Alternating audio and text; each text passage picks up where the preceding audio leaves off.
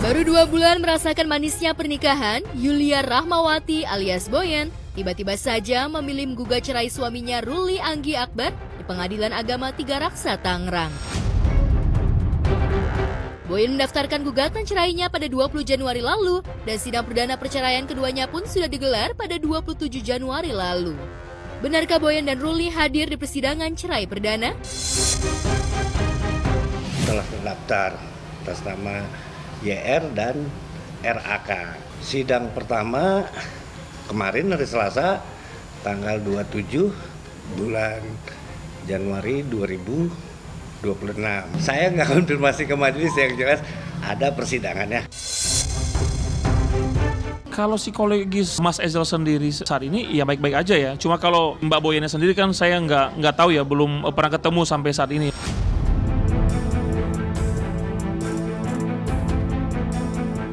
Sidang selanjutnya akan digelar pada 3 Februari mendatang, namun pihak pengadilan tak mau banyak buka suara terkait materi gugatan cerai yang diajukan Boyen.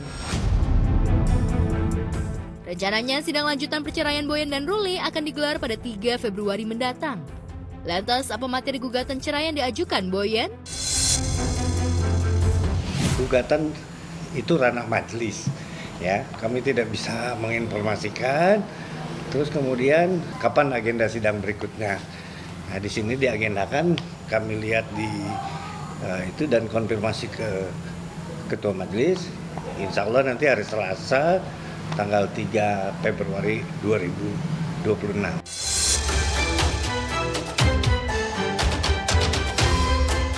Perceraian Boyen dan Ruli seolah sudah diduga netizen. Bagaimana tidak, baru saja menikah, Ruli sang suami tiba-tiba saja terjerat kasus hukum lantaran diduga melakukan penggelapan dana investasi terhadap rekan bisnisnya. Namun Ruli membantah dengan tegas jika rumah tangganya bersama Boyen baik-baik saja, bahkan Boyen selalu mensupport dirinya dalam menghadapi kasus yang tengah menjeratnya. Benarkah Boyen sakit hati gara-gara Ruli tak jujur terkait kasus hukum yang menjeratnya? Itu baik, karena dari awal kita pacaran sampai akhirnya kita menikah, semua saya cerita sama beliau, dari A sampai Z itu dia tahu semua.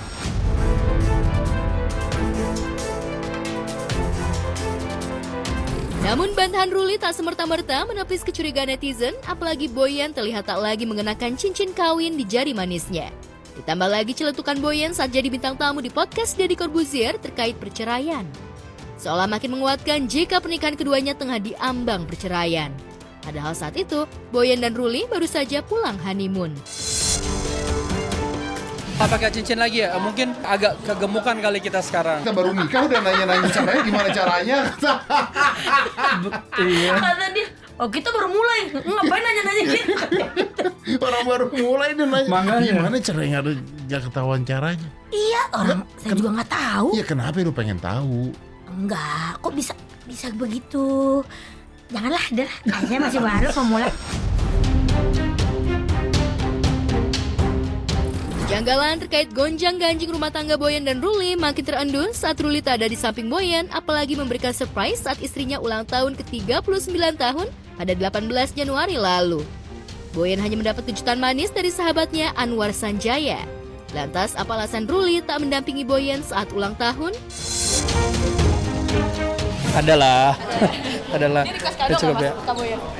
Momongan.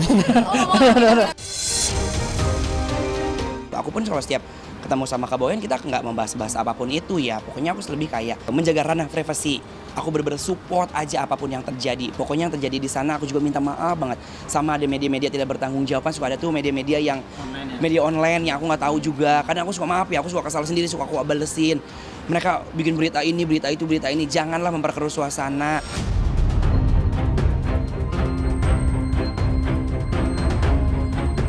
Pernikahan Boyen dan Ruli yang digelar pada 15 November tahun lalu memang sempat menyita perhatian publik. Bagaimana tidak, selama ini Boyen tak pernah memposting kebersamaannya dengan Ruli, padahal sudah 2 tahun menjalin asmara, namun tiba-tiba saja mengumumkan akan menikah dengan memposting foto preweddingnya bersama Ruli. Seperti apa kisah perjalanan cinta Boyen dan Ruli? Kenal nongkrong-nongkrong gitu, terus tiba-tiba dia nongol lagi. Udah lama. Terus dia ngajak nikah. Ini sempat pacaran gak sih? Iya, 2 tahun. iya, 2 tahun. Pacaran 2 tahun. Janganlah memperkeruh suasana, biarlah urusan ini Boyen dan keluarga yang tahu, biar mereka yang menyelesaikan. Karena kita orang luar kan ya takutnya malah maaf ya, malah ngompor-ngomporin. Yang nggak ada jadi ada, yang ada ntar malah jadi nggak ada juga gitu.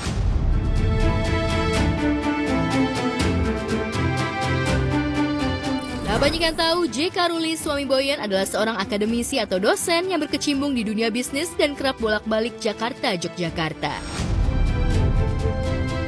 Saya aslinya Jakarta, Ah. cuman dari 2010 udah di Jogja, kuliah, dan cuman fokus kuliah nih kemarin dari 2010 sampai selesai 2021 akhir. Oke. Bila S1, S2, S3. Oh, Udah 10 selesai. tahun tuh, S1, S2, S3 langsung? Enggak, ada gap year-nya juga. Oke. Cuman kemarin S3-nya justru yang kecepatan. Kemarin selesainya di 3 tahun. Jadi kecepatan, akhirnya kerja.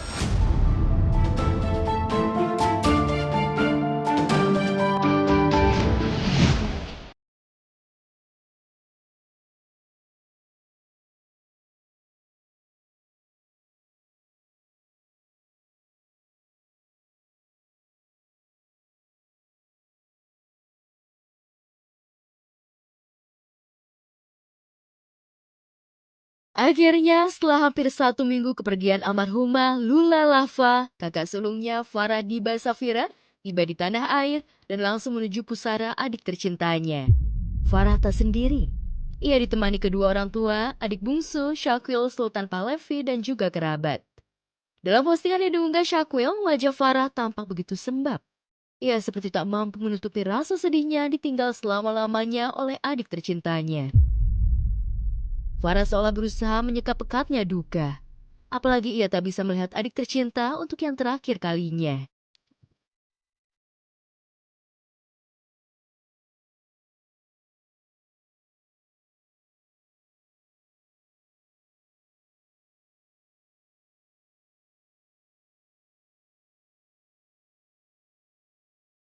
Kepergian Lula bukan hanya memetik duka dan lara batin ibu dan ayah dan keluarganya, kucing kesayangan Lula yang bernama Mikasa pun seperti kehilangan.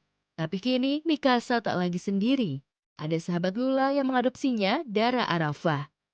Meski sebelumnya sempat kehilangan sang empunya, namun menurut sahabat karibnya, Sarah Gibson, Mikasa sudah tak lagi trauma. Lula sangat mencintai kucingnya. Apalagi video kebersamaannya dengan Mikasa kembali viral saat ia menceritakan kondisi kesehatannya yang semakin menurun kepada Mikasa. Aku nggak ngerti sih kalau misalkan nggak ada Mikasa lagi aku bakal sesedih apa. Aku sakit Mikasa. Kan kemarin Mbak sama Cindy udah cerita kalau aku sakit. Kamu sedih ya ditinggal?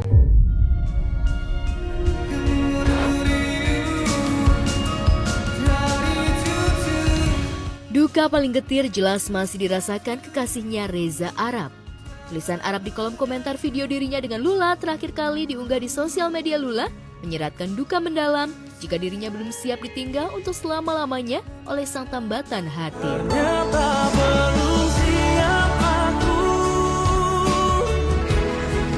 Arab ingin Lula kembali bangun dari tidur panjangnya, tapi sayangnya takdir tak bisa diubah.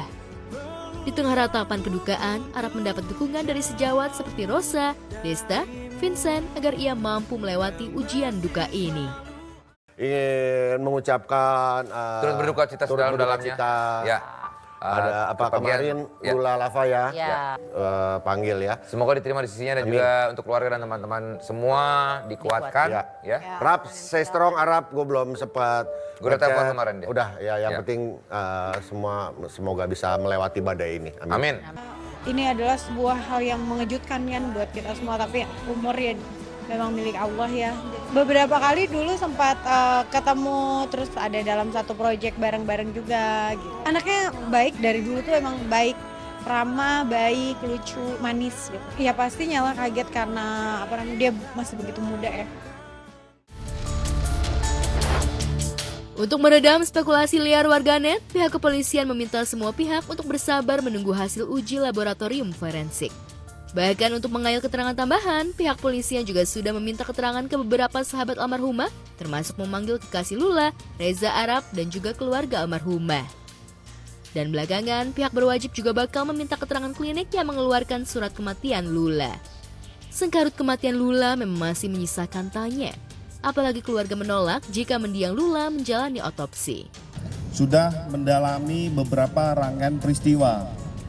Artinya dari mulai penemuan jenazah pertama sampai dengan pengolahan barang bukti, olah TKP, pemeriksaan saksi-saksi, sudah dilakukan pemeriksaan 10 saksi. Mulai dari orang yang menemukan pertama, ART dan supir, termasuk ada 2 dari teknisi pihak apartemen, termasuk sudah melakukan pemanggilan terhadap kekasih almarhum, termasuk dengan personal asisten, dan rencana tindak lanjut proses pemeriksaan keluarga dari almarhum.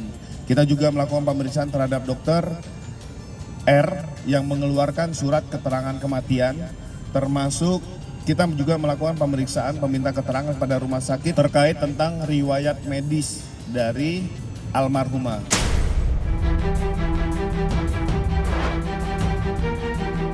Di tengah proses penelusuran kematian Lula, ungkapan Kepala Badan Pengawas Obat dan Makanan Taruna Ikrar tiba-tiba mengeluarkan statement cukup kontroversial. Ia menduga jika kematian seorang influencer yang tengah ramai ini akibat whipping, produk tabung gas kecil berisi nitrous oxide. Produk ini menjadi sorotan publik pada awal 2026 karena maraknya fenomena penyalahgunaan sebagai obat rekreasional untuk mendapatkan efek euforia atau mabuk gas. Walaupun masih dievaluasi sekarang, tapi saya kira salah satu influencer yang meninggal itu salah satunya faktor itu. Karena pada saat nitrit oksigennya menurun, oksigennya terkoneksinya berkurang, terjadi iskemia. Iskemia itu orang akan merasa kesakitan.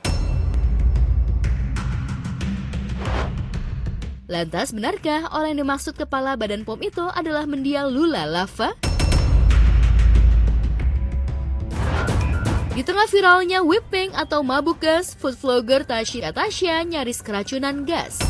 Alih-alih ingin mencontoh dengan membuat permen balon helium yang viral di luar negeri, justru Tashi salah membeli gas.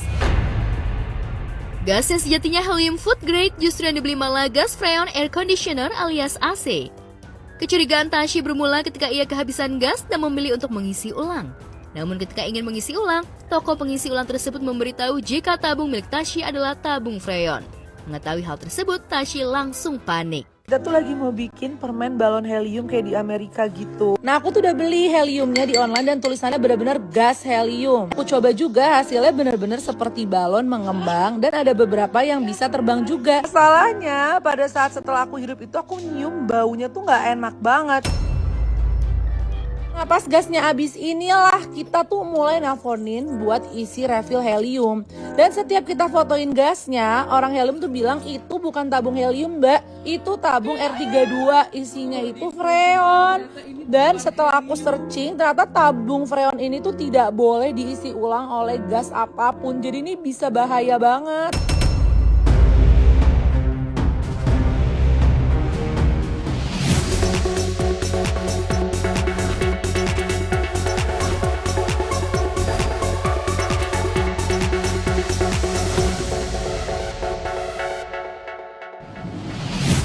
Konten yang viral, keselamatan sempat jadi taruhan. Kembarannya Tasya Farasya, yakni Tashi Atasya nyaris keracunan pemirsa.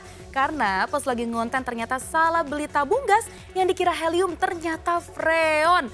Waduh, untung cepet sadar sebelum hal yang lebih serius. Dari sini kita belajar ya pemirsa, sekreatif apapun konten, keselamatan tetap nomor 1. Intinya hati-hati dan sehat-sehat ya Tashi. Alright, good morning pemirsa. Bersama saya Natalia Hosiana pagi ini siap kasih vitamin Gendi alias gosip. Kita akan spill cerita selebriti paling update dan paling viral di mana lagi kalau bukan di obrolan seputar selebriti. Selanjutnya ada Camelia pacar Amar Zoni yang diduga saling sindir dan berbalas komentar dengan mantan istri Amar yakni Irish Bella. Betul atau tidak? Beritanya after this break tetap di obrolan seputar selebriti.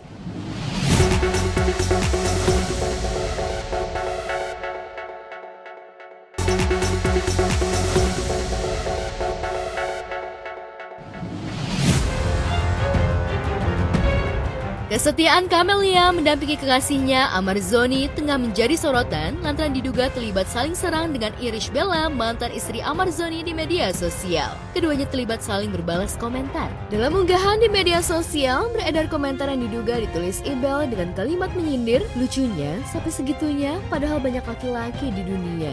Kalimat Ibel diduga tengah menyindir Camelia yang merupakan kekasih Amar yang begitu mati-matian membela mantan suaminya, bahkan rela mengeluarkan uang Rp500.000 setiap kali menjenguk Amar.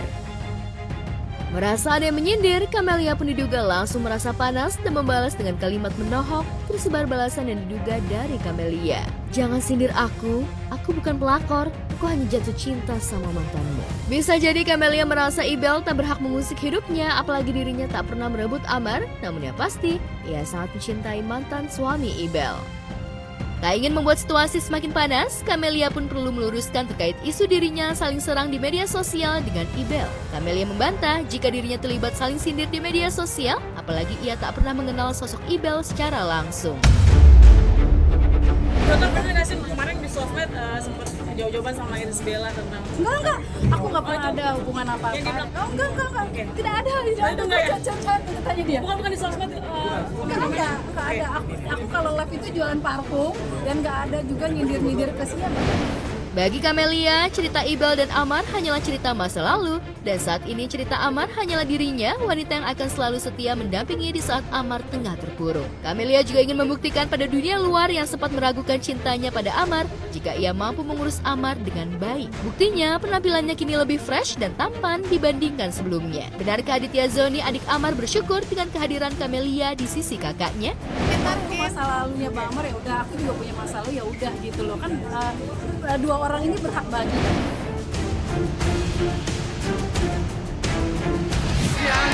Pemirsa, setelah menjalani proses rehabilitasi selama kurun waktu 3 bulan, akhirnya mantan personil band Killing Me Inside, Onadio Leonardo alias Onat, keluar dari panti rehabilitasi dan bisa menghirup udara kebebasan. Saat keluar dan bertemu awak media, Onat dengan penampilan yang lebih cerah didampingi oleh istri tercinta, Baby Priscilia, merasa sangat bahagia dan terharu dengan kebebasannya.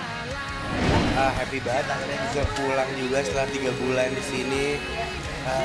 Banyak pelajarannya, banyak gue yang harus gue bayar dengan banyak hal lah. Happy banget ini aku sampai gemeteran. Kisah pahit yang bermula pada Oktober 2025 lalu membuat ayah dua anak ini harus mengalami banyak perubahan dalam hidupnya. Bahkan Onat harus mondar-mandir untuk berkonsultasi ke psikiater. Ada rasa penyesalan mendalam yang dirasakan Onat lantaran sempat berteman dengan barang haram. Banyak pelajaran gue ambil sih, bersyukur nomor 1. Gue olahraga, gue jauh lebih sehat. Gue juga banyak psikolog, maksudnya di sini nyediain semua yang gue butuh. Istri gue sorry banget jadi ikut-ikutan terlibat juga. Sempet digosipin bla bla bla, gue minta maaf juga. Jadi kurang lebih gitu sih. Meski diterpa ujian, namun Onat patut bersyukur karena sang istri begitu setia menemani Onat. Baby yang saat itu baru sebulan melahirkan anak kedua harus menghadapi masa sulit ditinggal suami lantaran terjerumus narkoba dan menjalani rehab. Namun sesuai janjinya, dengan setia, Baby menemani masa-masa sulit Onat selama menjalani rehabilitasi. Gini, gue itu menikah dengan Onat, gue berjanji kepada Tuhan, gue berjanji kepada diri gue akan bersama selamanya, gue akan bersama dalam susah dan senang, dan itu yang gue pegang. Selama 3 bulan juga, Baby otomatis menjalani 2 peran sebagai ibu sekaligus ayah untuk anak-anaknya. Meski begitu, Baby tak pernah absen untuk menjenguk Onat selama di panti rehab. Melihat ketegaran sang istri dengan nada bergetar menahan tangis haru, Onat mengucapkan terima kasih karena Baby tak meninggalkan dirinya yang saat itu berada dalam situasi terpuruk.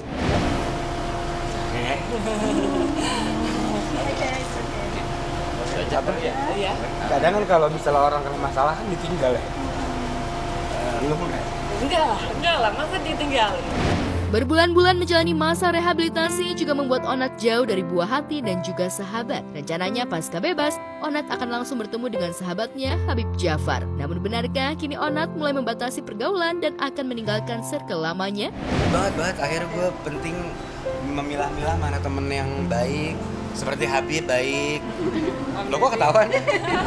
Kasus narkoba yang menimpanya membuat Onat harus merugi secara finansial. Mulai dari kontrak kerja yang diputus, puluhan endorsement pun terpaksa harus di-cancel. Lantas benarkah Onat nyaris bangkrut karena kasus narkobanya? Apa rencana Onat setelah pulang dari rehabilitasi? Kayaknya gue mau ke rumahnya Habib Jafar dulu. Udah pasti, terus gue nomor satu gue sama anak gue dulu, gue pulang ke rumah dulu, baru gue mungkin nelfon orang tua gue yang masih kecewa banget.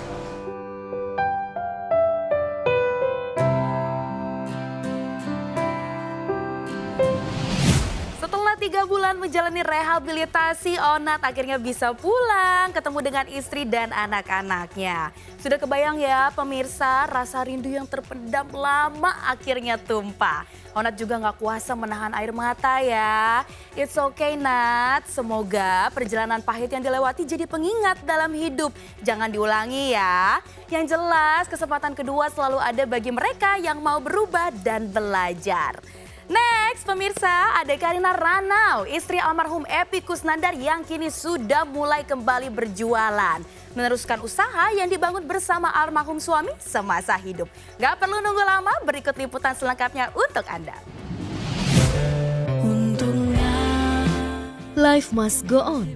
Mungkin itu kalimat yang tepat untuk istri mendiang Epy Kusnandar, Karina Ranau, yang sudah setia menemani almarhum selama belasan tahun hingga akhirnya dipisahkan oleh maut. Sempat terpuruk karena kepergian sang aktor, akhirnya Karina Ranau kembali bangkit menjalani hidup demi buah hatinya. Setelah cukup lama, Karina meratapi kesedihan ditinggal suami tercinta dan hampir setiap hari menangis datang ke makam, kini Karina menguatkan diri. Sudah mulai tersenyum, berdandan dan kembali ke tempat usaha warung makan yang dibangunnya bersama almarhum Kang Epy. Karina kembali mengais pundi-pundi rupiah. Alhamdulillah ini hari keempat, saya ke warung sudah bisa tersenyum, udah bisa dandan, udah bisa pakai lipstik, kayak bedak. Ini nih motivasinya. Karena dia nih, selain dia ya karena anak-anak ini di belakang ada 7 orang. Dia masih sekolah, masih perlu biaya, jadi saya harus bangkit. Kembalinya Karina berjualan juga membuat pecinta kuliner dan pelanggannya pun senang. Karina pun bersyukur karena warungnya kini semakin ramai.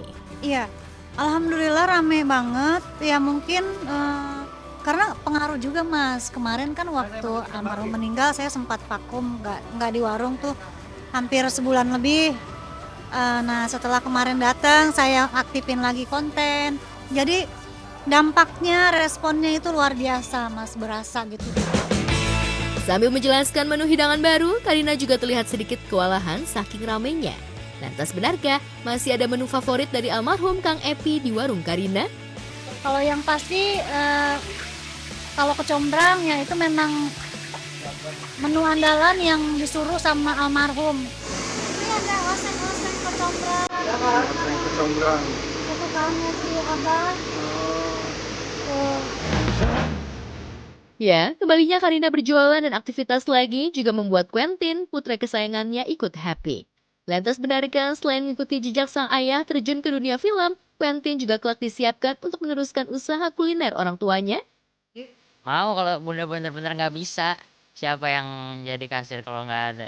Ini kan anak-anak pada baru-baru semua waktu itu, jadi pada belum berani jadi kasir kali. Tadi kan kamu panas kan, gerah duduk di sana waktu itu. Itu nggak apa-apa biar kamu merasakan gimana mencari uang itu susah. You harus tahu manajemen warung, you harus tahu bagaimana semuanya gitu. Kalau nanti kita udah nggak ada, dia nggak tahu apa-apa, kasihan dia katanya gitu. Dia punya ilmu yang lain tapi punya ilmu di bisnis juga katanya. Karena ini menjanjikan. Dukungan untuk Karina juga datang dari sahabatnya Gilang Dirga. Presenter kondang itu pun menyempatkan singgah ke warung Karina dan Kang Epy untuk membeli beberapa bungkus hidangan. Lantas seperti apa Gilang melihat kerja keras Karina dalam menghidupi keluarga pasca ditinggal wafat Kang Epy? Nah hari ini gue sempetin banget, gue emang sengaja nggak makan dari pagi, jadi pas makan siang gue mau kesini. Karena udah lama banget gue pengen kesini, kebetulan kan gue emang suka jukut juga kan, jukut goreng itu gue suka banget. Satu kampung pula kan, jadi ya kita harus saling support. Yuk Karin ini, ayu gitu, gue manggilnya bahasa Palembang tuh kakak lah. Dia bekerja keras, jadi ya bisa kita lihat bahkan kalau cuma sekedar nerusin aja rasa nggak enak, gue rasa orang juga nggak bakal balik-balik. Tapi ini membuktikan banyak orang balik ke sini berarti rasanya juga enak. Dan Semuanya rapih deh kalau ada Bunda, soalnya kalau misalnya di tempat yang Bunda anggap rumahnya itu harus rapih, berarti ini tuh udah jadi rumah Bunda. Terima kasih sudah bertahan.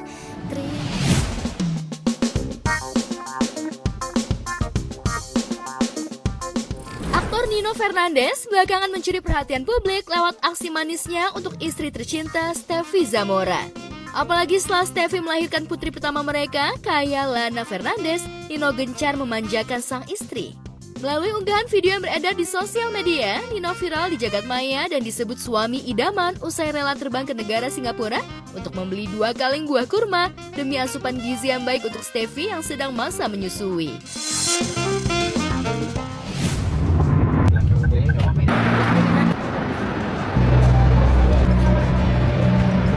Gonna get this one here. Is this one right? Okay, thank you.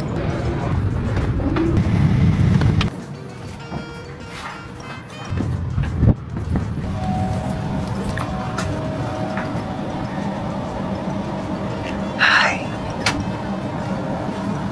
ini date buat kamu. Aku baru beli ini aja.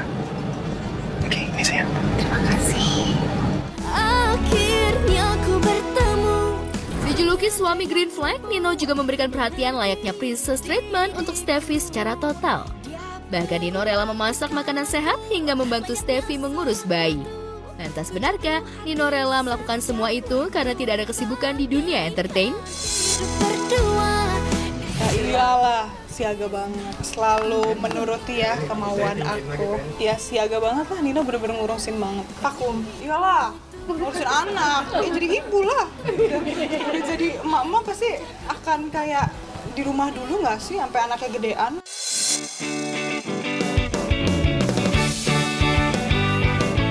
Dan yang paling bikin publik terutama kaum hawa iri dengan Steffi ialah karena Nino bahkan gak gengsi pergi ke pasar layaknya ibu-ibu untuk membeli bahan yang diperlukan untuk memasak makanan sederhana, sehat dan spesial untuk Steffi. Sisi humanis yang terlihat dan tanpa kesan glamor ditunjukkan saat dirinya membayar setiap barang yang ia beli, alih-alih menawar, justru Nino memberikan uang lebih kepada pedagang pasar. Lantas, masakan seperti apa yang Nino hidangkan untuk Steffi? Apakah Steffi approve? Kayaknya kalau aku akan pegang sendiri, tapi mungkin tetap butuh bantuan untuk kayak lain-lain hal lah, misalkan mau mandi, mau apa, ke toilet, itu kan harus tetap ada yang pegangin. Cuman kayak pengen bener-bener ngerasain semua ngurusnya sendiri sama suami.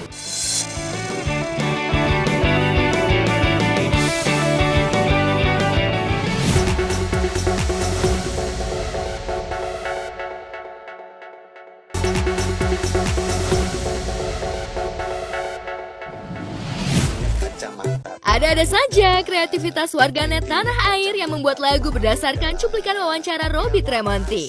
Cuplikan itu diedit hingga menghasilkan sebuah lagu dan akhirnya viral. Bukan hanya lagunya viral, namun sedat warganet dari mulai influencer hingga selebriti tanah air ramai-ramai mengikuti tren joget intinya kacamata. Oh, kacamata Robby. Intinya kacamata. Mama udahlah. Mama udahlah. Intinya kacamata. Intinya kacamata. Mama udahlah. Intinya kacamata. Mama udahlah.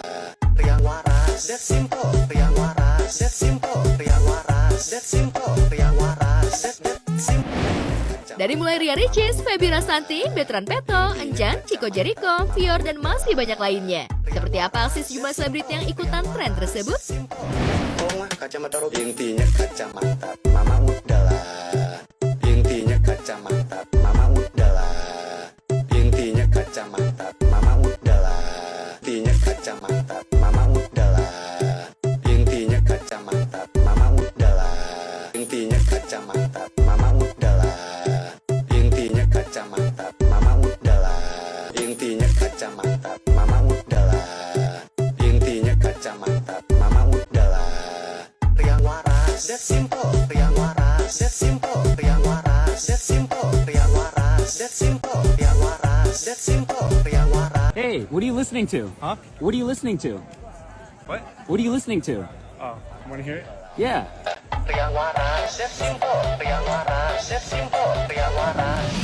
Kalau urusan kreativitas netizen Indonesia nggak perlu diragukan lagi ya. Apa aja yang lagi tren langsung ikutan. Termasuk sejumlah selebriti tanah air yang gak mau ketinggalan juga. Semuanya ini berlomba-lomba kasih versi paling unik. Inilah bukti kalau kreativitas netizen Indonesia gak ada matinya. Hiburan sederhana tapi bisa bikin ramai se-Indonesia dan menghibur. Oke, pemirsa GTV, jangan lupa ya untuk terus saksikan obrolan seputar selebriti yang tayang setiap hari Senin sampai Jumat pukul 7 waktu Indonesia Barat. Akhir kata saya Natalia Hosiana pamit undur diri. Thank you and have a nice day. Bye-bye.